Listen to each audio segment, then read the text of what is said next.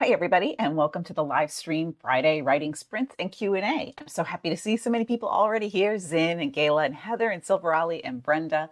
I love it when you guys come and share your Fridays with me. I'm sorry I wasn't here last week, but if you came and you saw that there was a message saying that I was out of town, it's because my brother was very sick, but he's doing much, much better now. So thank you for all of your warm wishes. If this is your first time to our live sprints, welcome, welcome, welcome. What we do is we write for literally sprints. We write really quickly, or as quickly as you want to, in 10 or 15-minute bursts, and then I answer writing questions in between. That way you get some feedback and some answers to whatever writing questions you're having about your plot or whatever, or even if you have a question from something I talked about in a recent video. And we can just kind of build this writing community, which is one of the things I talk about a lot in my videos because it's so important. I miss having an in-person community, and this is like the next best thing to have all of you guys here. And nice to see you, Cece. If you guys missed the most recent video, I had the Plot in an Hour one, which came out last Thursday. And then this week I had the revision part one. There's 3 parts to that revision series altogether with 9 tips total. And this is the first 3 tips on revision. So if you haven't watched it, I definitely recommend doing it because even if you're not at the point where you're ready to revise your book, a lot of the tips that I talk about kind of help you head off from making mistakes as you go along. My particular revision process that I talk about in the video is to revise at about the 1/3 point and kind of go back, figure out who the character is, what the plot is, and all of those kinds of sort of things, and then write again until I get stuck, and then I realize that I've missed something in the plot and I have to fix it. I think I can reach my planning thing. So I showed this to the masterminds last night, but see, I'm at the 1/3 point in the book that I'm working on now, so it's time to do some planning, and that's what this scribbling is. It's all of my plan for the book and figuring out who this character is. I've got his deep emotional wounds up here. I've got his weaknesses and strengths, all the things I talk about with you guys I have in that. And I'm still working on it. I've got a couple little sections left to fill out about who this character is. But I did set a plan for myself for what I'm going to write about today for the next scene. So I'm excited about that. Nice to see you here, Alice from Florida. I'm in Florida too. And thankfully the weather right now here is nice. Oh, and if you guys didn't see it, it's my YouTube button for being a rising creator. Super stoked about it. It was one of only 1,000 given out to rising creators in the YouTube world, and there's like millions of creators in YouTube. So it was a pretty big honor to get that. And it's actually red, but you can't really tell that because of the way the light is in my office. But if we do these after dark or something sometime, you'll be able to see. Didn't really fit on the bookshelf back there because I already have all those other lights and stuff. So anyway, more information than you guys probably needed.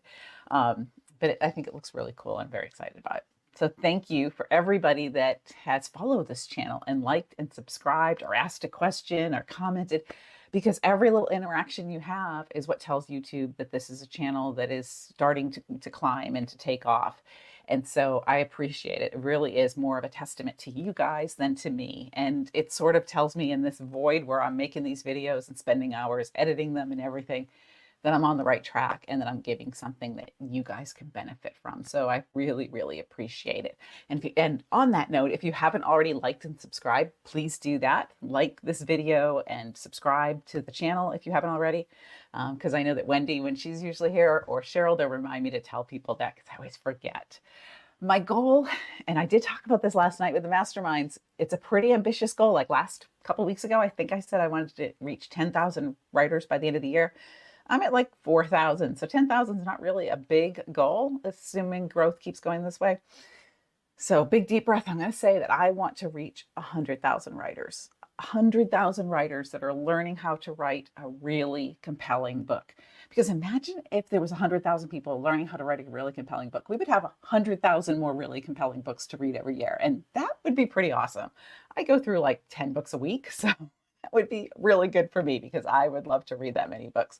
So if you have a writing friend or you have a writing community, I encourage you to share the channel if you love it. And if you don't, obviously don't share it. But if you love it and you love what you're getting here and you love the videos, I encourage you to share them because lots of writers need help. And it is sort of this wasteland, especially where we don't all get to meet in person. Like in the old days, that was the only way you could have a writing community.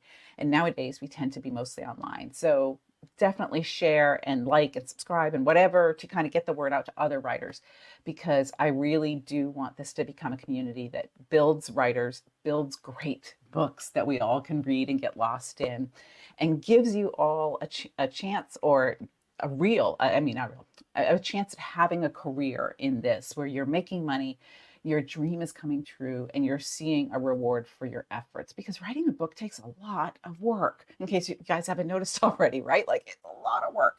So I'd like to see everybody have a book that does well and sells well and reaches readers, and your dream comes true, and all of that hard work was worth it, and delivers a career, or whatever your dream is. Not everybody wants a career in this. So whatever your dream is, I'd like to see that happen. So anyways, that was more talking than I should probably be doing. And yes, Heather, I do read like 10 books a week. It's instead of watching TV at night before I go to bed, I read. And sometimes my husband goes to sleep later than I do because he's a night owl. So he'll come in like 2 hours later and he's like, "You're still awake?" I'm like, "It was so interesting. I really had to finish it." So right now I'm reading a new Riley Sager. The Only One Left, I think, is the title of it. I went on a big Frida McFadden kind of stretch where I read like 4 of her books in a row. And then I switched back to Riley Sager, who's one of my favorites. And then I think I'll go back to some of my other top ones. Nice to see you here, Gayla and Heather and Miss Blogger. Good to see you guys here. I appreciate it. I appreciate you all coming. And I know you're all here to write and then talk about writing. So maybe we should get to the writing part. And again, if you're new here, I play a little music. We go 15 minutes in the beginning. And then depending on how much I talk and how many questions you guys have, then we may cut the last sprint back. So let me put on some music, and I do have a prompt before I forget. Hi, Dana. Nice to see you here. Add to stage. There we go. So my prompt for you guys for this week, if you don't already have something to write about, is what was your character's dream job as a child? Write a memory of them wanting to be a magician or a veterinarian or whatever it was. I'm actually going to do this today because I'm still working, like I told you guys, on developing this character I'm working on. And then how did they end up in their current job? I do know the answer to this because I figured that out when I was kind of figuring out my character, but I don't know what he wanted to be when he was little. So I want to do that. And bonus points always for figuring out what I ask you a lot. What was the impact on them of working or not working in their dream job? Like, I dreamed of being a writer from the minute I could learn how to read. And if I had never ended up becoming a writer, a professional writer, I think that would have had a big impact on me if I was working, like, I don't know, in a factory or something, instead of being blessed enough to be able to pursue this as a career. So write about the character's dream job, or just think about it so you know, and what was the impact of them not having that. All right, so 15 minutes, and then we will be back and we will chat writing.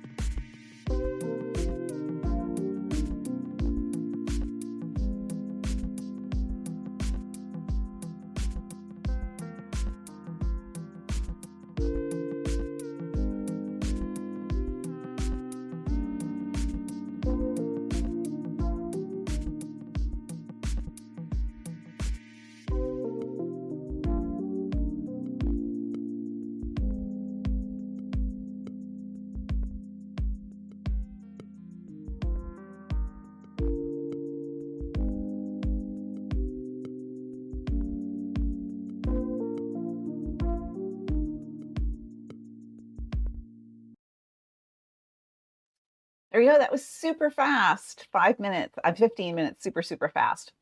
And hi, Jean. Thank you for the tips. And Miss Blogger, you asked me that question on the channel, and I answered it because you asked why you needed 3 deep emotional wounds. And I'll answer here for everybody else, but we did have this conversation in the comments on the channel. Because people don't get through life without things happening to them, period. I don't care if they're 15 or 50, we all have things that happen to us. And as I've said in other videos, the deep emotional wounds don't have to be huge. It can be a breakup, it can be moving to a new town, it can be being kidnapped, it can be any kind of a range of things that leave an impact on the character. What I just wrote about now, which was the deep emotional wound of what happened to my character when he was young, tied back into what he wanted to be as a child, and then changed his path in life because of what happened in that moment. So that you really want to have that if you want richness and depth in your book. But in the end, it is your book. Do what you want. You can have 1, you can have 2, you can have 0. It's your book.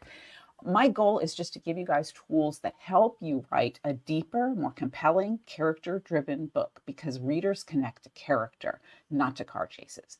So you really want to know that character, make them rich, and give them that same kind of insecurity, fear, and doubt that we all deal with.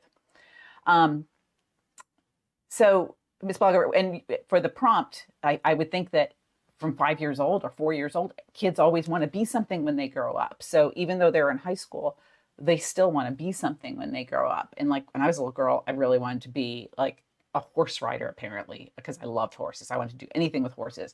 And then later, when I got a little older and learned to read, I really wanted to be a writer. And there was a lot of other things that kind of fell in and out of there, but writer was always the thing. So your characters, from the minute they have become aware of jobs, have had some kind of a dream. And so even if they don't have a job right now, and most schoolers, frankly, do have some kind of a job, babysitting or working part-time at McDonald's, but even if they don't have a job right now, they have a dream. And that's what this is about, is the dream. A lot of conflict that you have in young adult books is about teenagers that want to, say, become an artist or become a movie star, and the parent wants them to go to med school or something like that. Or maybe they're a really gifted piano player, but they hate playing piano, and their parents push them to do what they're really good at. So there's a lot of conflict just right there. So just think a little bit outside the box about what your kids wanted when they were kids.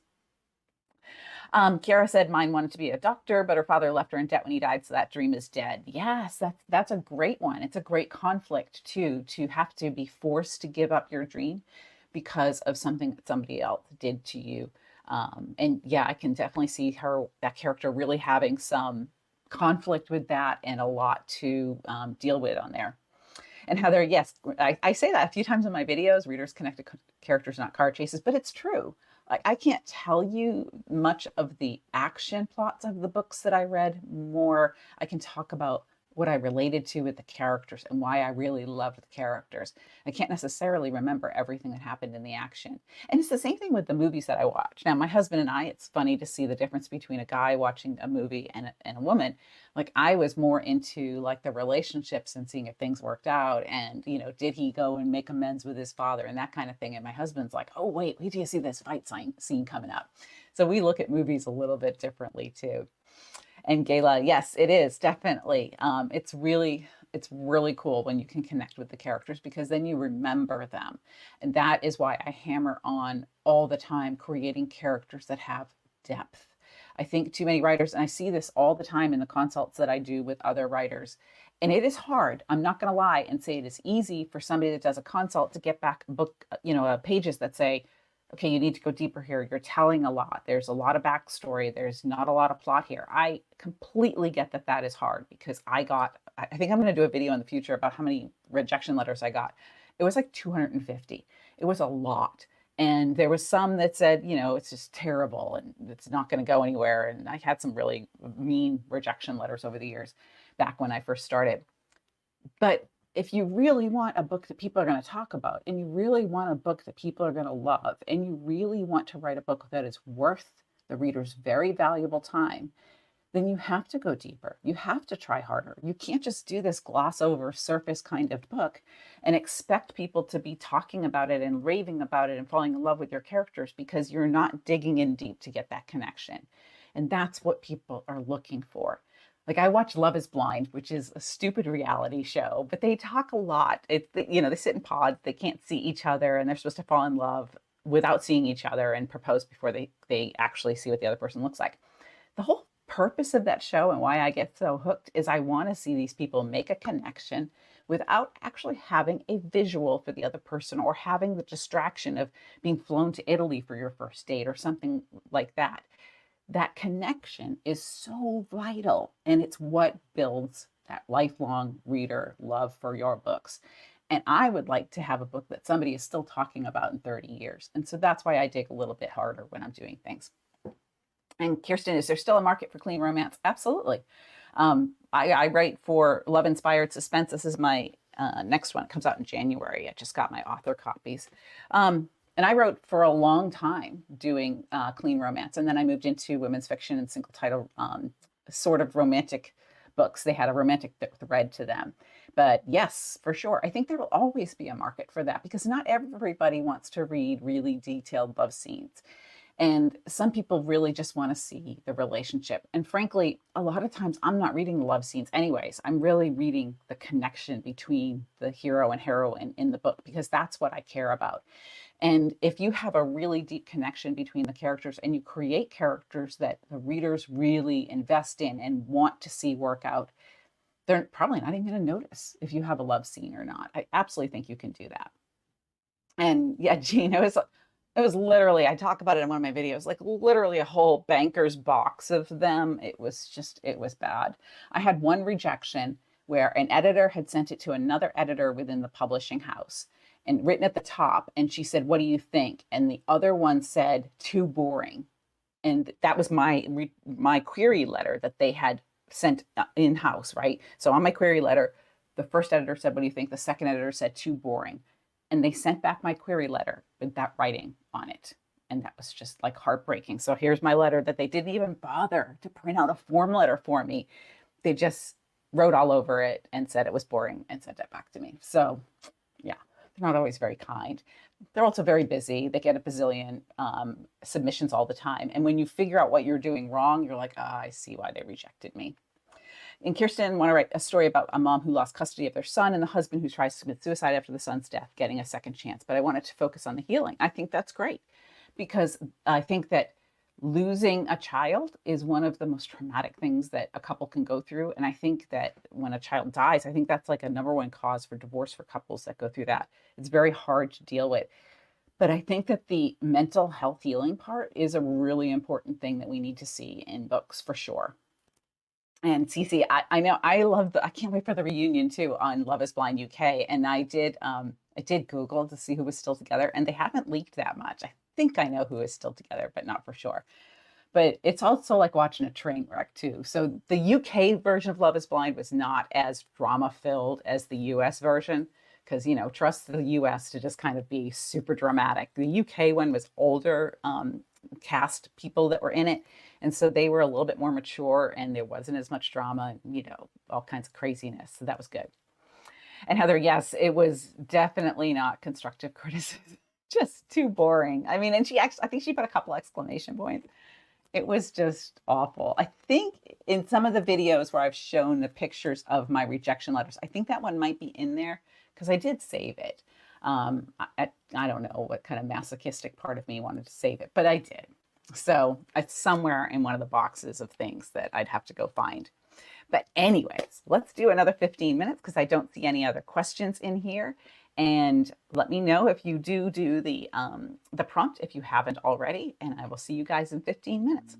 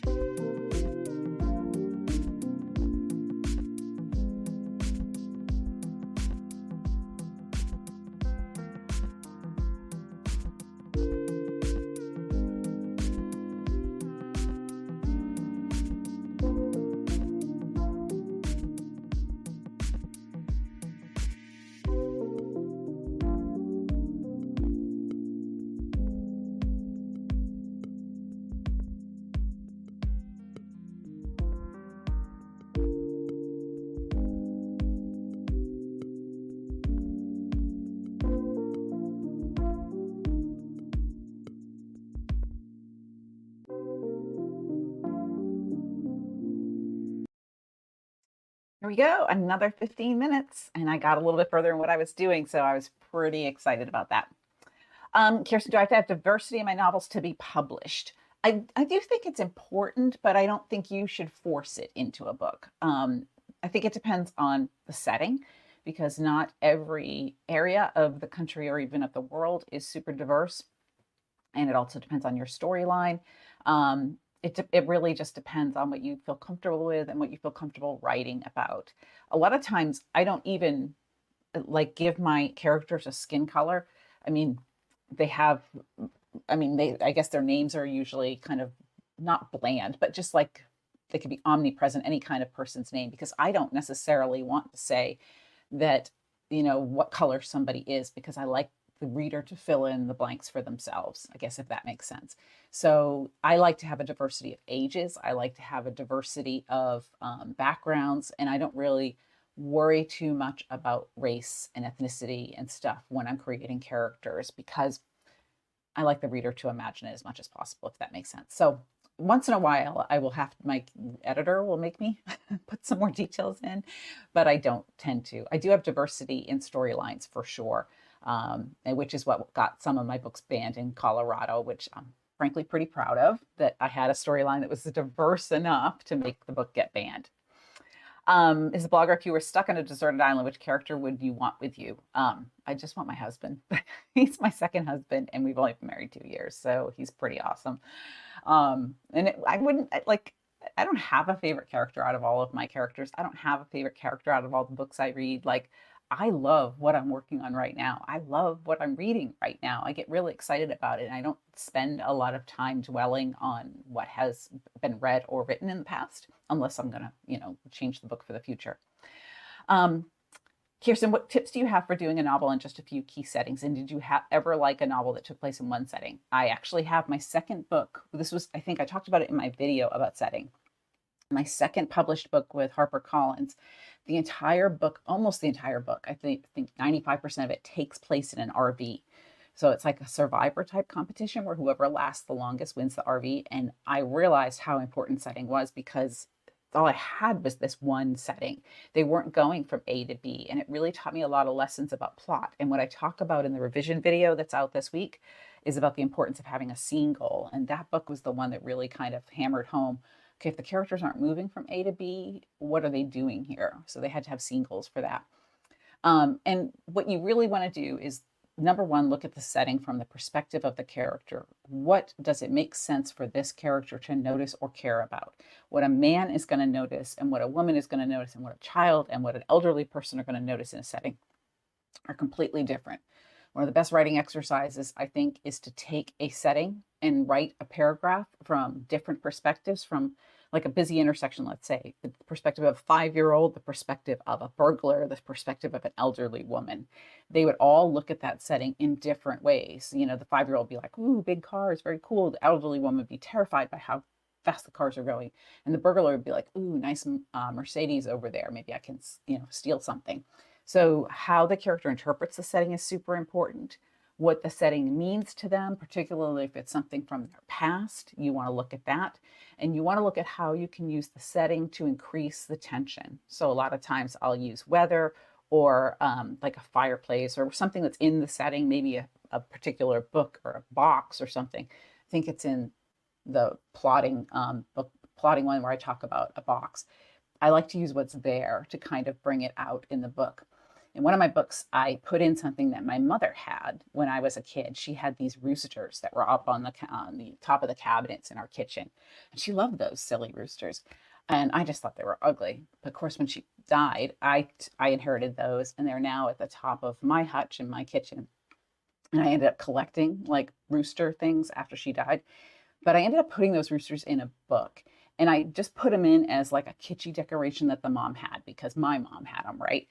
But then later I looked at that and I thought, well, how can I use this in a way that these roosters have meaning? I didn't want to just describe them for no reason, just to say, look at how stupid my mom's decorations are in the book. So those roosters ended up playing a very important part in the book later on. And I didn't realize that necessarily when I put it in there, but when I went back and started layering in the book, I was like, oh, I've got this little detail here. How can I take this and make it have more meaning? Because if the reader is reading and seeing these elements of the setting, they're trained to kind of catalog that and remember it. And if you never really do anything with it, you just, detail all of this stuff that never has anything to do with the plot, then the reader will feel kind of ripped off without even realizing it. And Kirsten, after dipping my toes in after a decade, I'm questioning all this stuff now. I feel like the writing world has gotten so political and doubt that readers don't still love a simple story. Readers do still love a simple story. I don't want some political intrigue. I see enough of that crap on my Facebook wall. So I don't want all of that kind of drama when I sit down to read a book. Some people do. So that's the books that you choose. I look for a really compelling story. And right now I'm super into reading supernatural suspense and thrillers. So I look for really cool stories like that. And it depends on my mood, depends on what I'm looking for a story. I've read a couple of love stories and a couple of really heartbreaking Jodi Picoult novels lately. And so look at what you're reading and what is becoming popular, and not all of it has to have some kind of big political message. I do think it has to talk about something that is important to human beings, and where you're talking about mental health, it's totally important to human beings. So I think that those subjects are still important. It does not have to, though, take a stand or, be morally outraged at something. It can be just a great story. Heather, yeah, banned in Colorado, right? So I'm not very controversial, but I did have an LGBTQ storyline, love story in a series of books. And I'm pretty sure that was the series that was banned. So it is The Perfect Recipe for Love and Friendship and The Secret Ingredient for Happy Marriage. Those two books together, I put an LGBTQ storyline that was it was like I had the point of view of the LGBTQ character in the book, and I had not done that before. I had like a little hint of that, but I'd never been outwardly, here's a love story, because I honestly wanted to write that third love story as a third book, and my publisher didn't want that. They thought that would be too big of a step or too controversial at the time, because this was, I don't know, 10 or 12 years ago. So it was a while ago. So they had me put it in as a subplot, but I made sure to give that character a point of view on the page. And there's nothing graphic or anything in it, but they're clearly, LGBTQ characters in love. And so I think that is why, because I don't think there's anything else. I think I use curse words like, I think I can count on my two hands the number of curse words I've used in books over the years. So I don't think it's that. I think that's why. And Cece, currently plotting a setting for a series, and it's a good reminder to see the setting from the various viewpoints of everyone. Yes. When I had like I learned this with my first book that sold to HarperCollins. I had a carpenter hero, and I had like a building project that was half done, and how the heroine saw it, and she was a florist. She kind of saw all the empty things that were missing in this empty sort of, how it's just like sticks when you're building a house, there's just the stick framing. She saw all the emptiness. He saw all of the possibilities. And so how a character sees a setting is dependent on their history and what they do for a job and who they are as a person, what their attitude is, all of that kind of thing. And Kirsten, disliking narrow-minded stories, I absolutely feel like that. I don't like to be preached at when I'm reading. I just really want to get immersed in a great story, and that's what I want to write too. I tend to stay away from that kind of stuff. Now, there are other books that sell that are great in that vein, and that's what makes this such a great world. Like, you can write a really political book and have an audience for it. You can write a clean love story and have an audience for it, because there is a person out there for virtually every book. Your job is to just make it a really compelling novel that is worth the reader's time. So, yes, giving that character a point of view on the page, you definitely want to do that. So let's try to fit in. Let's do one 10-minute one, because we're almost at the end of the time. Can't believe that I talked too much. I think I talked too much. Let's do 10 minutes, and then we'll come back and chat a little bit more.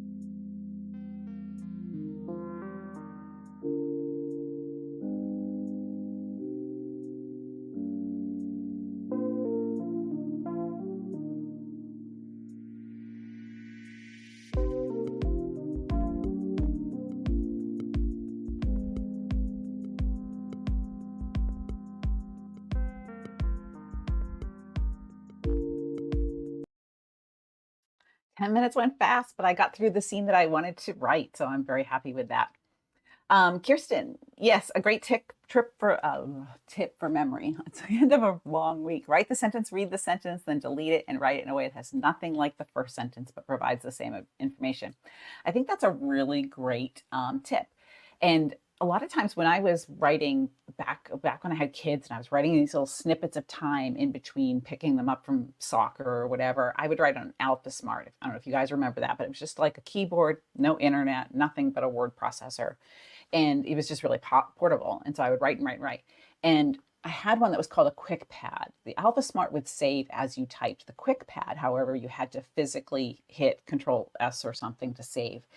And I had done the same scene in the book that has the roosters in it, I might add. I had done that same scene 2 times. It was like 11 pages. I was writing like the wind because I really wanted to get through the book and I had a great idea for the scene. And ironically, now that I remember, the third time I wrote it, because the quick pad kept losing it, I would shut off and forget to save. And I lost an 11-page scene twice. The third time I went through, when I was writing about those roosters, I had that other idea that came to me as I was doing it the third time, because a lot of times the first draft is just your idea getting out on the page. And then the second draft, if you do delete it and go back, or if you do rewrite it, is when you're going a little bit more deep.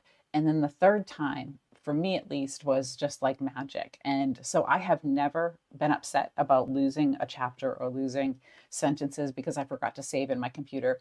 At one time when I lost a book 3 weeks before it was due, that was pretty traumatic and terrifying and stressful. But for the most part, if I delete a page, I forget about it. That's why I don't have a lot of old examples to show you guys on the channel, because I just let it go. They're just words. I can make better ones. And so I think that's a great tip for how to get people to write a little bit better and try a lot more.